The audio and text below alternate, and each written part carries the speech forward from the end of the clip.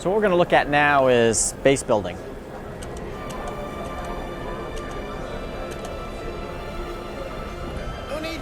So base building in Battle for Middle-earth 2 is a very different experience than what you had in the first game. We are bringing back the concept of build anywhere, so you actually can take a porter or a builder and pretty much put structures anywhere on the map, rotate them, set them down, and the builder will go to work. Ready. Build it quick. We got work to do. We'll continue to make some production buildings back here. So the side that we are building structures for is Men of the West. And Men of the West is basically, we've taken Gondor and Rohan from the original Battle for Middle-earth and combined them into a new side. Since Rohan was pretty much cavalry and heroes, what we've done is add the cavalry and heroes to Gondor.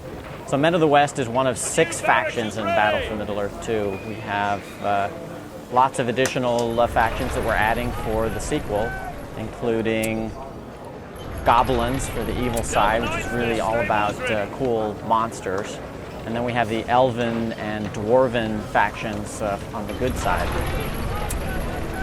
So this central building that I am upgrading here is something that we call the fortress. In Command & Conquer Generals, this would have been your command center. And in Battle for Middle-earth 2, it plays a key role for defense, as well as being the place where you resurrect your heroes and build your the builders that build the other structures. There's also something very cool about the central fortress, and it's the place where you build walls. So our wall building system is very powerful, very easy to use at the same time. So just click on a wall hub and then right click where you want your wall segments built, and there you go. Incredibly easy. So we're going to go ahead and wall off our production buildings in the back so that they're not vulnerable.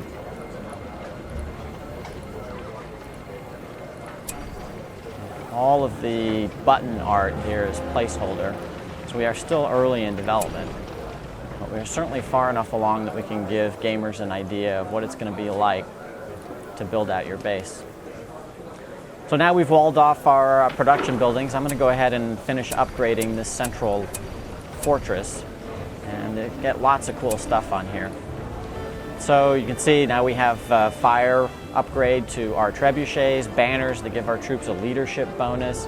This facade actually gives troops a healing bonus. Each fortress, and there are 6 sides, each having their unique fortress with a unique set of upgrades, also has a monument that they can build. And for Men of the West, this is the Ivory Tower. It gives you a vision bonus across the map.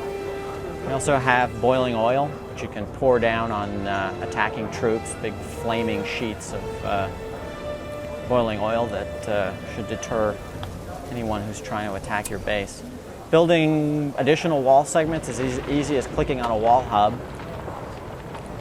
and then you can just continue extending out your walls. And we're going to go ahead and wall off another section in front of the base here, and then I'll show you what you can do with your walls. So every wall segment is actually customizable. You can build arrow towers, gates, postern gates, trebuchet towers, and again, for the other sides, you would have upgrades that are very unique to those sides. So you can, with very little effort, trick out your base in a major way. And obviously, base building for this product is very different than it was in the first game. So we've added a couple of arrow towers for defense, a gate so our troops can go in and out, and we are starting to develop quite a castle. These are kind of your own custom landmark castle of Middle-earth.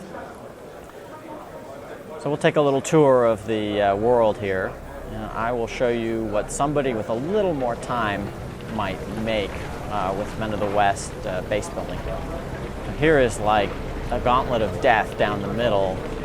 Player has taken 3 of these customizable fortresses, linked them up with walls and turrets, put their production buildings in the back along with a bunch of troops, and what you have is the ultimate turtle base if you're an RTS player. So this would be pretty intimidating to lay siege to. We felt the siege component of the first game was really cool, so we wanted to make sure that we kept siege alive and well, but made it very much about the player creating their own castle rather than pre-configuring the castles.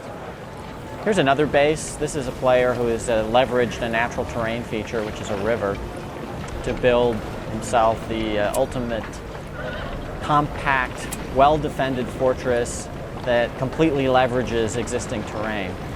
You can see a new water system. We've got reflections in the water, so it's very pretty in addition to being fun to play with. So that's a quick look at base building in Battle for Middle-earth 2.